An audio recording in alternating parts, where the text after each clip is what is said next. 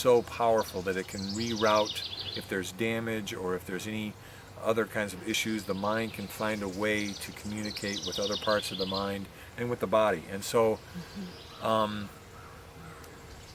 that part was kind of an aha. Still huge mystery to me, but to deliberately go to the mind asking help or some way to help heal or bring comfort or new strength to a body part, I think there's a whole lot to that. Absolutely. And I think there's a spiritual realm as well that can't be overlooked. But Absolutely. I guess that's one of the ahas for me. Well, that's what energy work is too. It taps into spiritual. It's the energy of the universe. It's the energy of creation. Whether you want to name it God or... Well, I would name it God. Right.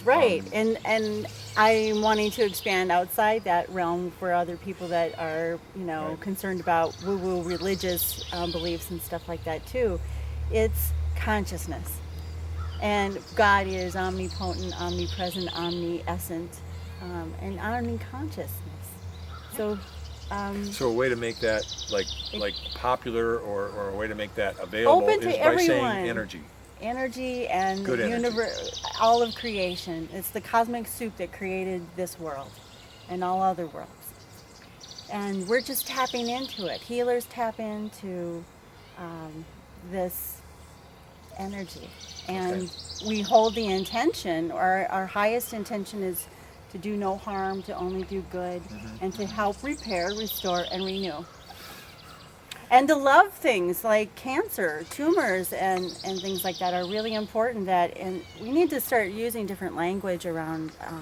To love them, in other words, Yeah. accept them or say... Well, there's a reason. There's always a reason why a disease or an illness occurs in the body, and it's not just the body experiencing something from our environment that causes it. Typically speaking, Right. I'd say, in my experience, it's around 80 to 90% of all illnesses are really mentally, emotionally related, and so. Really? Yeah, stress related. Yes. Well, I think Yeah. stress is what we're doing to I think ourselves 60. I think it was so much. something 60 to 70% of all clinical visits are due to stress-related disorders. So, we're not acknowledging in most of Western medicine the relationship between our mental state and emotional state and how that affects our day-to-day physical body. Oh. And so things like cancer, they can occur over years and years of stress, or they can occur in a one-moment experience. And actually, Wow. Yes, it's true. And it's actually it's the body speaking to us. And if we're actually paying attention to it, then we're actually listening to, well, what caused you to be here? And there's something really important about the different ancient traditional medicines, like Chinese medicine. That's 3,000 to 5,000 years old. And there's definitely a science there that modern medicine hasn't fully tapped Just into started yet. to here. They're just starting to, but there's the 5-element theory, and each one of those elements are related to a set of organs. And each one of those sets of organs has a related sensory organ related to it and an emotion related to it. So when someone comes to me and they have throat cancer, I say, have you had trouble speaking your truth in your life? Have you held back from speaking your truth? Oh my goodness, that's part of the issue. Lung cancer is another thing. Have you had a lot of sadness and grief in your life? And As well as then the additional pollutants of smoking or working in a toxic environment, Very or possibly. fertilizers, or Possibly, yes. Those are possibilities, but we all carry cancer cells in our body. Every single one of us does.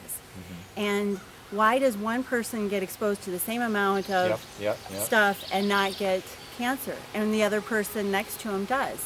So there's a lot more that's at cause. And so it's really... And just environment. Yes, Right. absolutely. And it's really our attitude I think that's true. around life situations. And so when I'm working with someone with a life-threatening illness, I have to talk to them about not only dealing with the physical aspect of let's get rid of this cancer, but let's also deal with the root that brought this cancer to So you the do a little forefront. of psychological. Hypnosis, some life coaching and NLP, and a lot of helping people to open up their heart to being more compassionate to themselves. So they're not judging themselves and they're not judging other people, because that's what's causing a lot of I think we do that to ourselves so much that we expect so much from ourselves. You know, this certain level of excellence. Everybody's going to have an A game every day. We're not going to make a mistake at work. We're not going to make a mistake in our marriage. We're not going to make a mistake with our kids.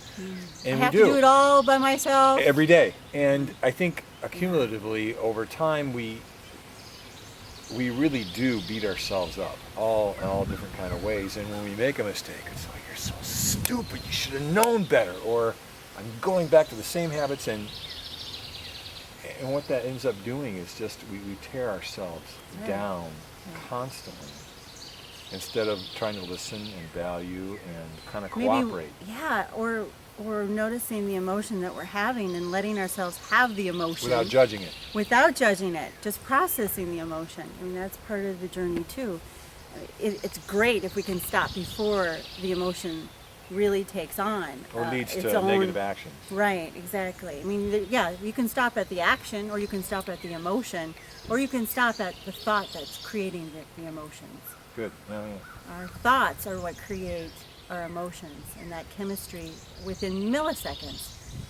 You know, when 9/11 happened, I remember that moment. I was standing in my kitchen and I got a phone call from a friend and said, put on the TV, Theresa, and sit down. And here I was watching this disaster happen, and within milliseconds my whole body was drained. I bet you just felt it leave. Yes, absolutely. And for like 3 or 4 days, I was depressed. I was tired, emptied. Yeah, and it was just the strangest feeling. But within those seconds of thinking, you know, how is this affecting us as a humanity? You know, as a society, as a culture of mixed cultures, and you know, how are we going to create this peace on earth when we're still fighting? All of that was just flooding through my system, and it really took a toll on me for quite a while. Well, you let yourself feel what you were feeling. I think a lot of Americans did. Yeah. I think America just kind of flatlined for a while. Well, some of us did that, and some of us went out and bought the most expensive cars and ate ice cream every day. I heard that. And those with weapons sports who cars chose and ice weapons, cream you know. sales were up during those times. Comfort food, sure. Comfort things, and Sure. who the heck cares? We have nothing to lose anymore. We're not safe. Yeah. Right. So some people were with their emotions, and some people were trying to numb it or mask it or feed it in some other way. Ice cream would have been my deal, I think. Yeah, mine too. So just have to look interested. I do. And you're really good at acting, so let's And try. I'll just nod. And Yeah. wow, that's interesting.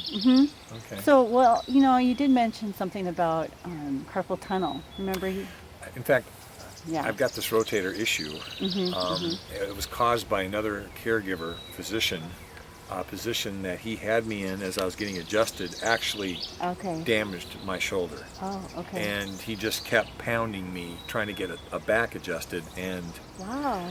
actually damaged my shoulder. So I need help there, but I'm starting to experience numbness in Numbness? both Okay. the ring finger and the pinky finger in both hands. At night I'll wake up a few times, Okay. and tingling, and the Well, that's adjustments what really it all help. started with. But I need more help. Okay. So Yeah. I'd be interested in doing that. Okay. Yeah.